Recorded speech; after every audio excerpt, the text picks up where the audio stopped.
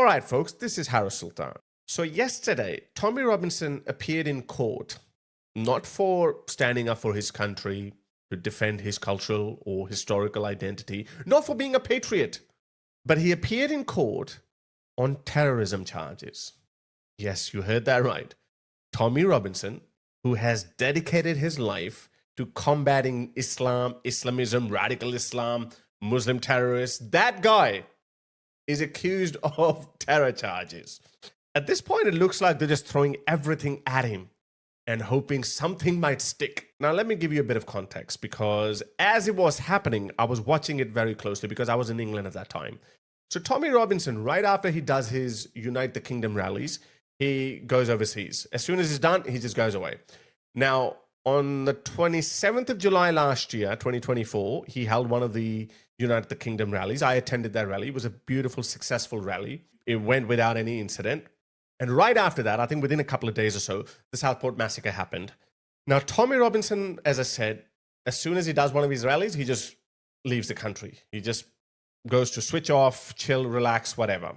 So he was scheduled to go to Spain or wherever he was supposed to go, which was pre-planned, pre-booked. Southport protests were turning into riots, which, by the way, Tommy Robinson was constantly telling the public, don't do anything stupid, don't cover your faces, don't riot because you're falling into a trap, you will be ruining your lives, blah, blah, blah.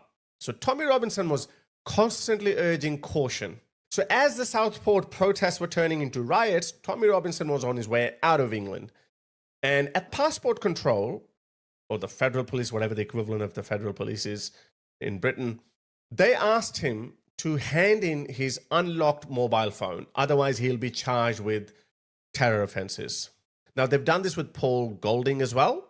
The reason why Tommy Robinson would not give his passcode to the police is he's a journalist. He is entitled to protect his sources from the government.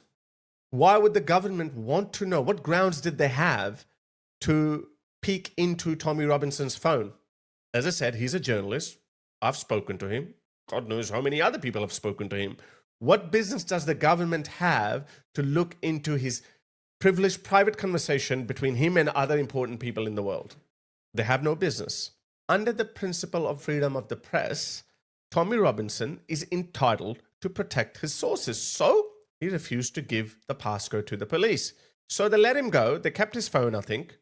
But Tommy Robinson did not give his passcode to the police. And therefore, he got charged with some terror offense. It's an absolute farce. The entire case is a farce. How the hell I'm here? If it wasn't for Elon Musk, I'd have another massive bill. The only terrorism that's being committed is financial terrorism, and it's waged against me. Because every one of these cases costs tens or 20 or 30 or 50 or even £100,000, yeah? And it shouldn't be happening, it shouldn't be allowed to happen. This is the second time now in 7 months on my last case where it was proven that the police acted unlawfully, detained me unlawfully, arrested me unlawfully, without powers to do so, and give me unlawful bail conditions. That's what happened here last time I was in this court. I hope the same happens again today. But if it does happen today, what the fuck is going to be done about it? Because it's an absolute liberty that this continues to happen. For the last 15 years, I haven't had a peaceful moment where I haven't faced these prosecutions. It's not right, yeah?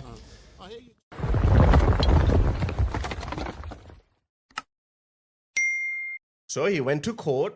He's feeling really confident. He came out, and again, there was no jury. He was entitled to a jury, but it's funny that every time he's charged, every time he appears in court, he always faces a judge.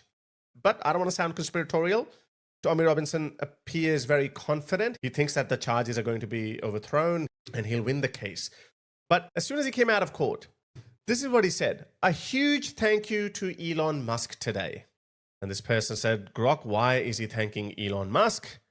So Grok said, Tommy Robinson is thanking Elon Musk for covering his legal defense costs in today's trial at Westminster Magistrate Court.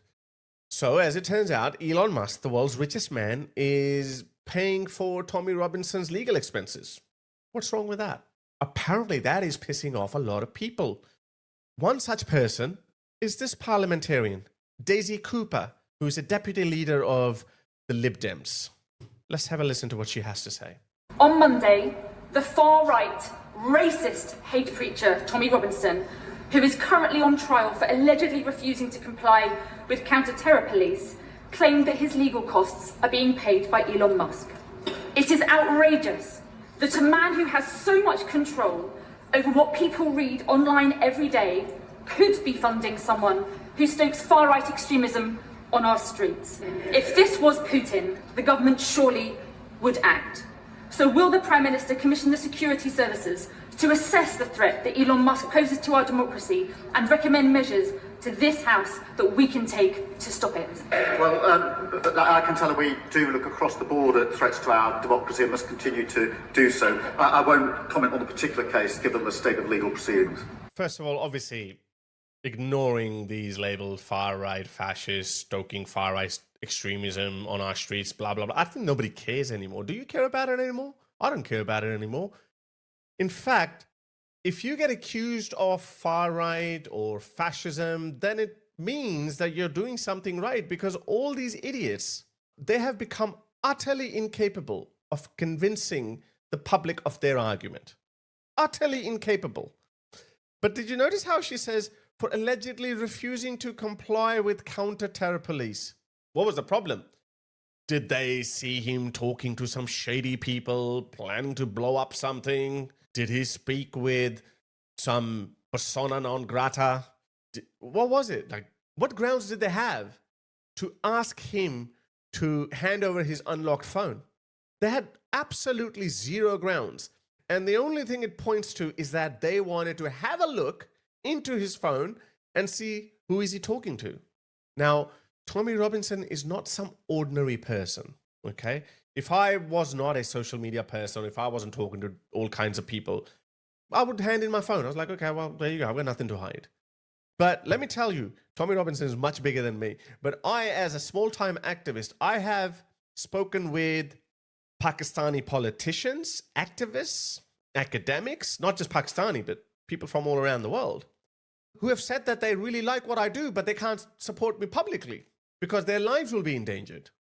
A lot of Pakistani influencers actually say that because they're genuinely concerned about their safety if they showed any support for me. Now, why should I jeopardize the safety of all those people who entrusted their information with me just because Keir Starmer or the UK government wants to snoop in? Why? It is unethical. They had no reasons or grounds to look into Tommy Robinson's phone. So anyway, that's not where it ended. Look at this. This video actually got seen by 1 million people. And let me tell you, these people have no support at all. Seriously, no support at all. Anyway, Tommy Robinson responded to it and he said, the state of the UK right now and the Lib Dems are using their Prime Minister's question time to call me a far-right racist hate preacher. I mean, can they please not update their vocabulary? Like, Tommy Robinson is racist? Look at people around him. Most people around him are non-whites. It's just Jonathan Wong. Look at him. He's always with him. He looks after his podcasts, his media, his everything. Look at him, Jonathan Wong. People like Avi Yamini. People like me. There's so many people who are non-white and he has nothing but respect and admiration for people like us. And they still keep calling him racist hate preacher. And I think this is why the narrative is just not working. It just doesn't work. People can see that. People can see that, well, hang on a second. Hitler was a racist, yeah? He was a fascist. He was far right and he was racist. Well, his economic policies were far left, but let's just ignore that for a moment. Was he around black people, brown people, or Jews? No. He was surrounded by Aryan Germans. Now that makes sense. Okay, he was racist. He killed 6 million Jews. Okay, all right, that makes sense. But they throw those labels that are fit for Adolf Hitler. They're throwing those labels at Tommy Robinson. Anyway, so Tommy Robinson said this: what a disgusting piece of shite. This lying, censorious, authoritarian masquerading as a liberal Democrat. Of course, these people are not liberal. I am a true blue classical liberal. These people are not liberal. Is none other than the deputy leader of a party. Here is Lib Dem Daisy, voting's record in Parliament. That's actually a very good tool. All these virtue signaling, self-righteous wokes who are shaming other people for not doing the right thing, all you have to do is you have to look into their record. Who have they voted for? What bills have they supported? What bills have they opposed? So here's something really interesting that Tommy Robinson dug up. almost always voted against a stricter asylum system. So she wants more Afghans, more Libyans, more Syrians, more Pakistanis. She wants more of those people. And do I need to remind you again? What does that actually mean? This is what it actually means. Arrest rate by nationality. Albanians at the top.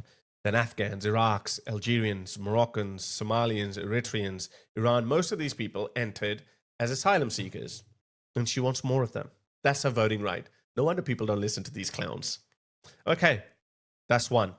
Generally voted against stronger laws and enforcement of immigration rules, which is consistent. Consistently voted against making it easier to remove someone's British citizenship.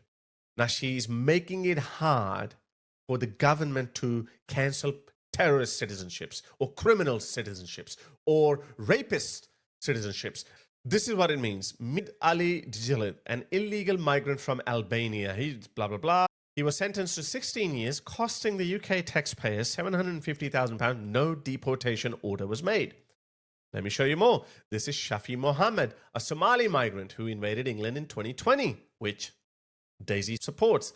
He's just been convicted of spitting at a police officer in Bournemouth, but avoided jail, despite already serving a suspended sentence for assault. Meanwhile, white people are jailed for spicy tweets. And again, no deportation order for him. This is Abdullah Belili, 29, of Southampton. He was jailed for 6 years. He moved to the UK from Iraq and he will not be deported. So why these criminals are not being deported? Because Daisy Cooper voted against it. Generally voted for more EU integration. Okay, the European Union used to be helpful back in the day, but obviously it's not because they've gone fully woke. But that's fair enough. She's allowed to have an opinion on that. It's a bad opinion in my view. But let's get to the juicy end of it. Also, while you're at it, do an advanced search on her profile. Type in grooming gangs, okay? And see how many times she's posted about it. She posted only once, and that was also to attack Elon Musk. She actually said he comments about the industrialized rape of British children for attention. Elon Musk, the world's richest man, only talks about the grooming gang scandal because he wants some attention. So let me go back to it. What a disgusting POS. I agree, Tommy. He is a POS. Just look at the smirk on her face. Just look at the self-righteousness of these people. So she's responding to this tweet of Tommy Robinson. Look at the smug face. Tommy Robinson has responded to your question with an expletive laden series of tweets and attacks on you personally. Do you worry that you're getting into something that's going to be quite nasty, a fight that's going to be very difficult? How's nasty? I mean, I didn't know who she was up until she attacked Tommy Robinson and Elon Musk. Maybe she's doing it for attention. It's good for her. This is amazing for her. See how we can just turn that around if you just want to attack the person rather than their argument? Up until this point, Tommy Robinson actually attacked her argument. I did not know any of these things about her. What her voting history was, what kind of bills she has supported before. I didn't know any of that. Now she's been put on the map because of her attack on Tommy Robinson. I'm sure she's going to give a very self-serving, self-important, self-congratulatory response. Look, I stood up for my values today. I don't like seeing racism in our society. I don't like seeing far-right extremists causing violence on our streets. So far, the same old tried and failed accusation, racism and far-right extremism. That's it. And we've already established that Tommy's none of that. And those are things that I wanted to speak up for. I'm elected to do that, elected on that platform, and I'm encouraged by the messages of support that I've received from MPs of all political parties and from people from various groups that campaign against racism, who have said that they felt that today I said something that they consider to be brave and courageous. And quite frankly, I think we need to see more bravery and courage in our politics. And that got me a lot of attention, which was my ultimate goal. So that's where we at. Tommy Robinson getting attacked by these far-left woke politicians. Nobody cares. So what do you think? Do you think the British government was in the right to snoop into Tommy Robinson's phone? And was Tommy Robinson wrong to refuse to give them the passcode of his mobile phone? What do you think? What would you have done? Not as an ordinary private citizen who's got nothing to hide, but put yourself in his shoes as an activist, as a political figure, as a citizen journalist. You have a lot of responsibility. As I said, I'll just give you my example. I have spoken to many important people who would not want the world to know that they are in touch with me. If I don't handle their personal information or their private conversation with me with extra care, then how is anyone ever going to trust me? Of course they won't trust me. I wouldn't trust anyone who is careless with my information. So I think Tommy Robinson was right. I do think that this frivolous charge will be thrown away, which will restore my faith in the British judiciary. Now, I know I have criticized the British judiciary before, but that's because I think they are ideologically corrupt. They're not financially corrupt. I don't think British judges are working for the Starmer government. I don't believe that yet. But I do think that they are ideologically corrupt. For example, this case that I showed you in my last video where the protesters who were protesting against a rapist got more custodial sentence than the rapist, the one who caused the protest, basically. Now, that was done by a judge. I don't know if I should show you that judge. Maybe I should, because it's in the public domain. Let me show you who that judge is. Okay, it was this judge. This is Judge Jamie Sawyer. He jailed the 3 Epping protesters to longer sentences than the migrant rapist who sparked the disorder. He has a master's degree in human rights. It's always about the human rights of these people, isn't it? Not about these people. Always a perpetrator. It just doesn't make any sense to me. And he's a dedicated Labour voter. So I have severe disagreements with their ideological makeup. I don't think they're financially corrupt. So that's the reason why I do think that Tommy Robinson will be freed and this case will be thrown out. Tommy Robinson himself feels very confident that he will be found not guilty.